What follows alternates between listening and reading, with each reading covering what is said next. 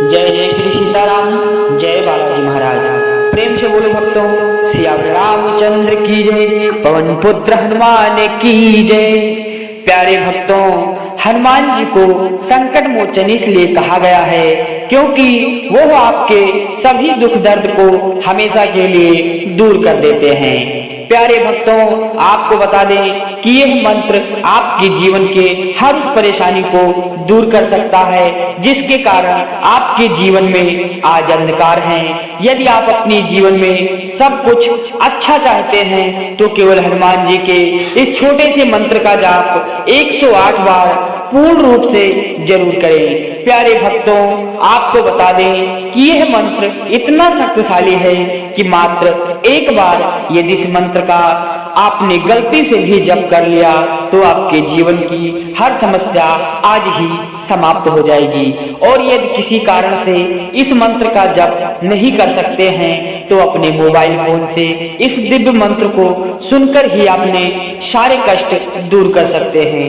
प्यारे भक्तों, यदि इस दिव्य मंत्र को सच्चे मन से एक बार भी सुन लिया जाए तो आपको वही लाभ की प्राप्ति होगी जो मंत्र को जप करने से मिलती है। बस इस बात का विशेष ध्यान रखना है कि इस मंत्र का जाप करते समय या फिर सुनते समय आपको इस मंत्र को बीच में नहीं छोड़ना है, अन्यथा इस मंत्र का आपको पूर्ण रूप से लाभ नहीं मिलेगा। तो चलिए इस मंत्र का जाप सच्चे मन से पूरे विश्वास के साथ बालाजी महाराज का ध्यान करके सच्ची आस्था के साथ इस मंत्र का जाप शुरू करते हैं। लेकिन उससे पहले अगर आप भी चाहते हैं कि बालाजी महाराज की कृपा आप पर हमेशा के लिए बनी रहे तो दिल से एक लाइक इस वीडियो को अवश्य करें और कमेंट बॉक्स में जय श्री राम जय हनुमान जी महाराज लिखकर अपनी हाजिरी लगाना बिल्कुल भी न भूलें। और ऐसे ही सनातन धर्म को आगे बढ़ाने के लिए हमारे चैनल को जरूर सब्सक्राइब करें। आइए इस महामंत्र का जाप शुरू करते हैं। ओम नमो हनुमते रुद्रावताराय पच्चवदनाय पश्चिम मुखे गरुड़ाय सकल विघ्न निवारणाय रामदूताय स्वाहा। ओम नमो हनुमते रुद्रावताराय पच्चवदनाय पश्चिम मुखे गरुड़ाय सकल विघ्न निवारणाय रामदूताय स्वाहा। ओम नमो हनुमते रुद्रावताराय पच्चवदनाय पश्चिम मुखे गरुड़ाय सकल विघ्न निवारणाय रामदूताय स्वाहा। ओम नमो हनुमते रुद्रावताराय पच्चवदनाय पश्चिम मुखे गरुड़ाय सकल विघ्न निवारणाय रामदूताय स्वाहा। ओम नमो हनुमते रुद्रावताराय पच्चवदनाय पश्चिम मुखे गरुड़ाय सकल विघ्न निवारणाय रामदूताय स्वाहा। ओम नमो हनुमते रुद्रावताराय पच्चवदनाय पश्चिम मुखे गरुड़ाय सकल विघ्न निवारणाय रामदूताय स्वाहा। ओम नमो हनुमते रुद्रावताराय पच्चवदनाय पश्चिम मुखे गरुड़ाय सकल विघ्न निवारणाय रामदूताय स्वाहा। ओम नमो हनुमते रुद्रावताराय पच्चवदनाय पश्चिम मुखे गरुड़ाय सकल विघ्न निवारणाय रामदूताय स्वाहा। ओम नमो हनुमते रुद्रावताराय पच्चवदनाय पश्चिम मुखे गरुड़ाय सकल विघ्न निवारणाय रामदूताय स्वाहा। हनुमते रुद्रावताराय पच्चवदनाय पश्चिममुखे गरुडाय सकल विघ्न निवारणाय रामदूताय स्वाहा। ओम नमो हनुमते रुद्रावताराय पच्चवदनाय पश्चिममुखे गरुडाय सकल विघ्न निवारणाय रामदूताय स्वाहा। ओम नमो हनुमते रुद्रावताराय पच्चवदनाय पश्चिममुखे गरुडाय सकल विघ्न निवारणाय रामदूताय स्वाहा। ओम नमो हनुमते रुद्रावताराय पच्चवदनाय पश्चिममुखे गरुडाय सकल विघ्न निवारणाय रामदूताय स्वाहा। ओम नमो हनुमते रुद्रावताराय पच्चवदनाय पश्चिममुखे गरुडाय सकल विघ्न निवारणाय रामदूताय स्वाहा। ओम नमो हनुमते रुद्रावताराय पच्चवदनाय पश्चिममुखे गरुडाय सकल विघ्न निवारणाय रामदूताय स्वाहा। ओम नमो हनुमते रुद्रावताराय पच्चवदनाय पश्चिममुखे गरुडाय सकल विघ्न निवारणाय रामदूताय स्वाहा। ओम नमो हनुमते रुद्रावताराय पच्चवदनाय पश्चिममुखे गरुडाय सकल विघ्न निवारणाय रामदूताय स्वाहा।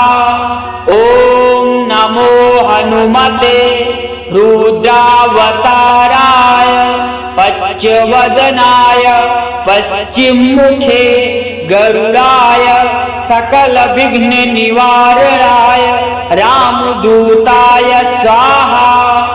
ओम नमो हनुमते रुद्रावताराय पच्चवदनाय पश्चिममुखे गरुडाय सकल विघ्न निवारणाय रामदूताय स्वाहा। ओम नमो हनुमते रुद्रावताराय पच्चवदनाय पश्चिममुखे गरुडाय सकल विघ्न निवारणाय रामदूताय स्वाहा। ओम नमो हनुमते रुद्रावताराय पच्चवदनाय पश्चिममुखे गरुडाय सकल विघ्न निवारणाय रामदूताय स्वाहा।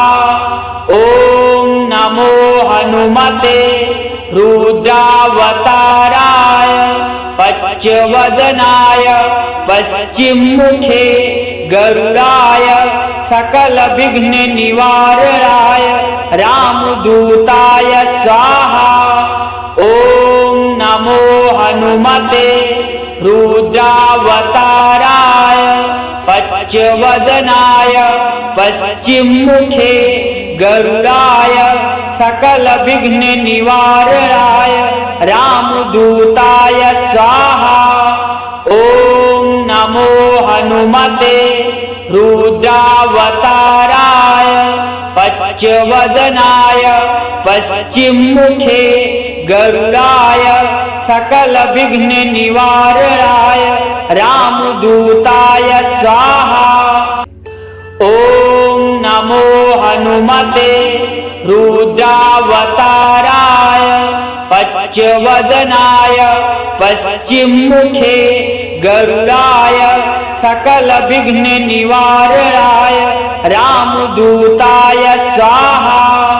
ओम नमो हनुमते रुद्रावताराय पच्चवदनाय पश्चिममुखे गरुडाय सकल विघ्न निवारणाय रामदूताय स्वाहा। ओम नमो हनुमते रुद्रावताराय पच्चवदनाय पश्चिममुखे गरुडाय सकल विघ्न निवारणाय रामदूताय स्वाहा। ओम नमो हनुमते रुद्रावताराय पच्चवदनाय पश्चिममुखे गरुडाय सकल विघ्न निवारणाय रामदूताय स्वाहा। ओम नमो हनुमते रुद्रावताराय पच्चवदनाय पश्चिममुखे गरुडाय सकल विघ्न निवारणाय रामदूताय स्वाहा। ओम नमो हनुमते रुद्रावताराय पच्चवदनाय पश्चिममुखे गरुडाय सकल विघ्न निवारणाय रामदूताय स्वाहा। ओम नमो हनुमते रुद्रावताराय पच्चवदनाय पश्चिममुखे गरुडाय सकल विघ्न निवारणाय रामदूताय स्वाहा। ओम नमो हनुमते रुद्रावताराय पच्चवदनाय पश्चिममुखे गरुडाय सकल विघ्न निवारणाय रामदूताय स्वाहा। ओम नमो हनुमते रुद्रावताराय पच्चवदनाय पश्चिममुखे गरुडाय सकल विघ्न निवारणाय रामदूताय स्वाहा। ओम नमो हनुमते रुद्रावताराय पच्चवदनाय पश्चिममुखे गरुडाय सकल विघ्न निवारणाय रामदूताय स्वाहा। ओम नमो हनुमते रुद्रावताराय पच्चवदनाय पश्चिममुखे गरुडाय सकल विघ्न निवारणाय रामदूताय स्वाहा। ओम नमो हनुमते रुद्रावताराय पच्चवदनाय पश्चिममुखे गरुडाय सकल विघ्न निवारणाय रामदूताय स्वाहा। ओम नमो हनुमते रुद्रावताराय पच्चवदनाय पश्चिममुखे गरुडाय सकल विघ्न निवारणाय रामदूताय स्वाहा। ओम नमो हनुमते रुद्रावताराय पच्चवदनाय पश्चिममुखे गरुडाय सकल विघ्न निवारणाय रामदूताय स्वाहा। ओम नमो हनुमते रुद्रावताराय पच्चवदनाय पश्चिममुखे गरुडाय सकल विघ्न निवारणाय रामदूताय स्वाहा। ओम नमो हनुमते रुद्रावताराय पच्चवदनाय पश्चिममुखे गरुडाय सकल विघ्न निवारणाय रामदूताय स्वाहा। ओम नमो हनुमते रुद्रावताराय पच्चवदनाय पश्चिममुखे गरुडाय सकल विघ्न निवारणाय रामदूताय स्वाहा। ओम नमो हनुमते रुद्रावताराय पच्चवदनाय पश्चिममुखे गरुडाय सकल विघ्न निवारणाय रामदूताय स्वाहा। ओम नमो हनुमते रुद्रावताराय पच्चवदनाय पश्चिममुखे गरुडाय सकल विघ्न निवारणाय रामदूताय स्वाहा। ओम नमो हनुमते रुद्रावताराय पच्चवदनाय पश्चिममुखे गरुडाय सकल विघ्न निवारणाय रामदूताय स्वाहा। ओम नमो हनुमते रुद्रावताराय पच्चवदनाय पश्चिममुखे गरुडाय सकल विघ्न निवारणाय रामदूताय स्वाहा।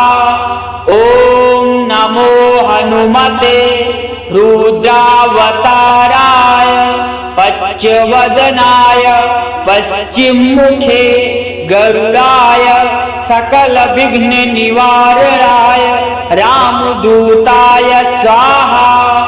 ओम नमो हनुमते रुद्रावताराय पच्चवदनाय पश्चिममुखे गरुडाय सकल विघ्न निवारणाय रामदूताय स्वाहा।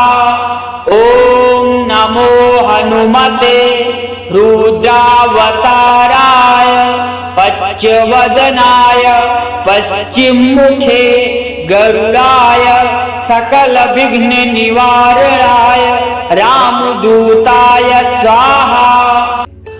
ओम नमो हनुमते रुद्रावताराय पच्चवदनाय पश्चिममुखे गरुडाय सकल विघ्न निवारणाय रामदूताय स्वाहा। ओम नमो हनुमते रुद्रावताराय पच्चवदनाय पश्चिममुखे गरुडाय सकल विघ्न निवारणाय रामदूताय स्वाहा। ओम नमो हनुमते रुद्रावताराय पच्चवदनाय पश्चिममुखे गरुडाय सकल विघ्न निवारणाय रामदूताय स्वाहा। ओम नमो हनुमते रुद्रावताराय पच्चवदनाय पश्चिममुखे गरुडाय सकल विघ्न निवारणाय रामदूताय स्वाहा। ओम नमो हनुमते रुद्रावताराय पच्चवदनाय पश्चिममुखे गरुडाय सकल विघ्न निवारणाय रामदूताय स्वाहा। ओम नमो हनुमते रुद्रावताराय पच्चवदनाय पश्चिममुखे गरुडाय सकल विघ्न निवारणाय रामदूताय स्वाहा। ओम नमो हनुमते रुद्रावताराय पच्चवदनाय पश्चिममुखे गरुडाय सकल विघ्न निवारणाय रामदूताय स्वाहा। ओम नमो हनुमते रुद्रावताराय पच्चवदनाय पश्चिममुखे गरुडाय सकल विघ्न निवारणाय रामदूताय स्वाहा। ओम नमो हनुमते रुद्रावताराय पच्चवदनाय पश्चिममुखे गरुडाय सकल विघ्न निवारणाय रामदूताय स्वाहा। ओम नमो हनुमते रुद्रावताराय पंचवदनाय पश्चिममुखे गरुडाय सकल विघ्न निवारणाय रामदूताय स्वाहा। ओम नमो हनुमते रुद्रावताराय पंचवदनाय पश्चिममुखे गरुडाय सकल विघ्न निवारणाय रामदूताय स्वाहा। ओम नमो हनुमते रुद्रावताराय पंचवदनाय पश्चिममुखे गरुडाय सकल विघ्न निवारणाय रामदूताय स्वाहा। ओम नमो हनुमते रुद्रावताराय पंचवदनाय पश्चिममुखे गरुडाय सकल विघ्न निवारणाय रामदूताय स्वाहा। ओम नमो हनुमते रुद्रावताराय पंचवदनाय पश्चिममुखे गरुडाय सकल विघ्न निवारणाय रामदूताय स्वाहा।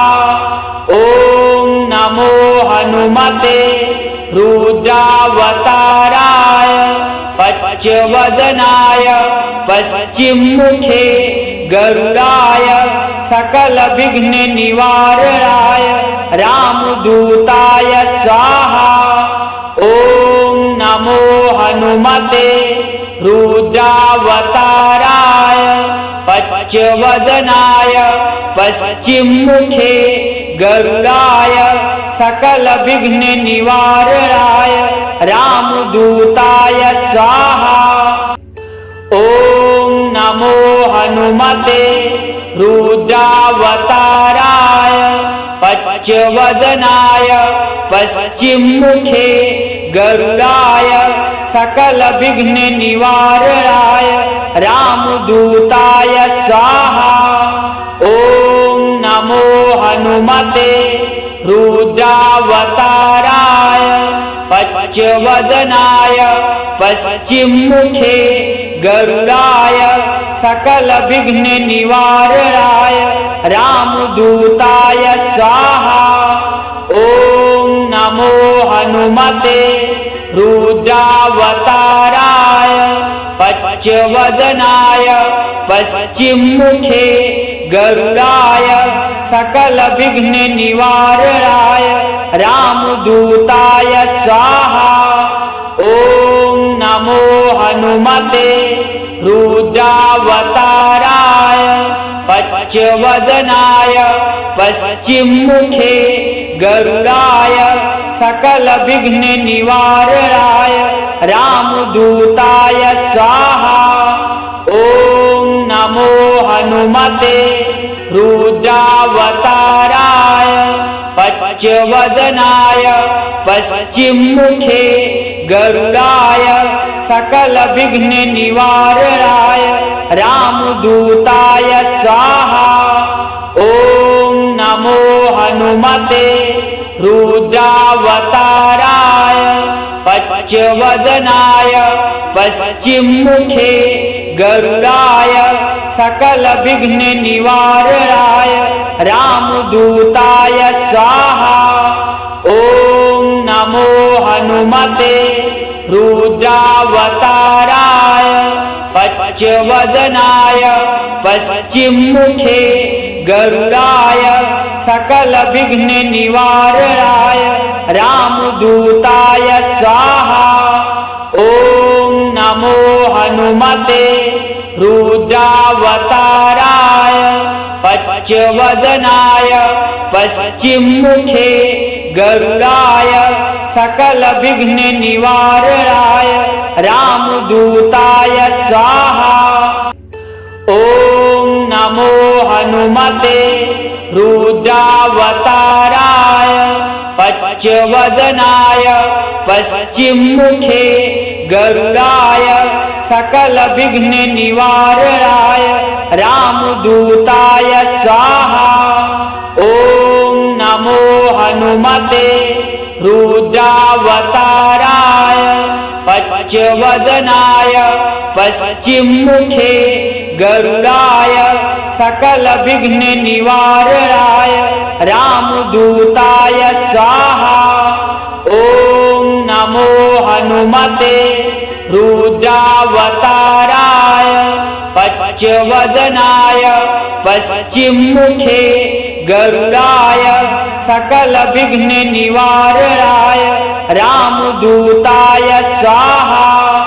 ओम नमो हनुमते रुद्रावताराय पच्यवदनाय पश्चिममुखे गरुडाय सकल विघ्न निवारणाय रामदूताय स्वाहा। ओम नमो हनुमते रुद्रावताराय पच्यवदनाय पश्चिममुखे गरुडाय सकल विघ्न निवारणाय रामदूताय स्वाहा। ओम नमो हनुमते रुद्रावताराय पच्यवदनाय पश्चिममुखे गरुडाय सकल विघ्न निवारणाय रामदूताय स्वाहा। ओम नमो हनुमते रुद्रावताराय पच्यवदनाय पश्चिममुखे गरुडाय सकल विघ्न निवारणाय रामदूताय स्वाहा। ओम नमो हनुमते रुद्रावताराय पच्यवदनाय पश्चिममुखे गरुडाय सकल विघ्न निवारणाय रामदूताय स्वाहा। ओम नमो हनुमते रुद्रावताराय पच्यवदनाय पश्चिममुखे गरुडाय सकल विघ्न निवारणाय रामदूताय स्वाहा। ओम नमो हनुमते रुद्रावताराय पच्यवदनाय पश्चिममुखे गरुडाय सकल विघ्न निवारणाय रामदूताय स्वाहा। ओम नमो हनुमते रुद्रावताराय पच्यवदनाय पश्चिममुखे गरुडाय सकल विघ्न निवारणाय रामदूताय स्वाहा। ओम नमो हनुमते रुद्रावताराय पच्यवदनाय पश्चिममुखे गरुडाय सकल विघ्न निवारणाय रामदूताय स्वाहा। ओम नमो हनुमते रुद्रावताराय पच्यवदनाय पश्चिममुखे गरुडाय सकल विघ्न निवारणाय रामदूताय स्वाहा। ओम नमो हनुमते रुद्रावताराय पच्यवदनाय पश्चिममुखे गरुडाय सकल विघ्न निवारणाय रामदूताय स्वाहा। ओम नमो हनुमते रुद्रावताराय पच्यवदनाय पश्चिममुखे गरुडाय सकल विघ्न निवारणाय रामदूताय स्वाहा। ओम नमो हनुमते रुद्रावताराय पच्यवदनाय पश्चिममुखे गरुडाय सकल विघ्न निवारणाय रामदूताय स्वाहा। ओम नमो हनुमते रुद्रावताराय पच्चवदनाय पश्चिममुखे गरुडाय सकल विघ्न निवारणाय रामदूताय स्वाहा।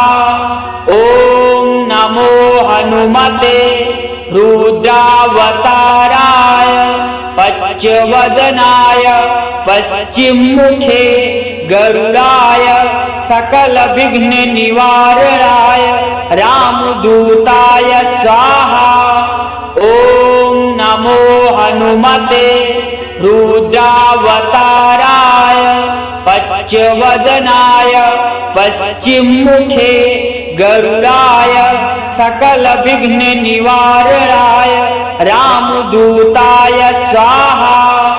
ओम नमो हनुमते रुद्रावताराय पच्चवदनाय पश्चिममुखे गरुडाय सकल विघ्न निवारणाय रामदूताय स्वाहा। ओम नमो हनुमते रुद्रावताराय पच्चवदनाय पश्चिममुखे गरुडाय सकल विघ्न निवारणाय रामदूताय स्वाहा। ओम नमो हनुमते रुद्रावताराय पच्चवदनाय पश्चिममुखे गरुडाय सकल विघ्न निवारणाय रामदूताय स्वाहा। ओम नमो हनुमते रुद्रावताराय पच्चवदनाय पश्चिममुखे गरुडाय सकल विघ्न निवारणाय रामदूताय स्वाहा। ओम नमो हनुमते रुद्रावताराय पच्चवदनाय पश्चिममुखे गरुडाय सकल विघ्न निवारणाय रामदूताय स्वाहा।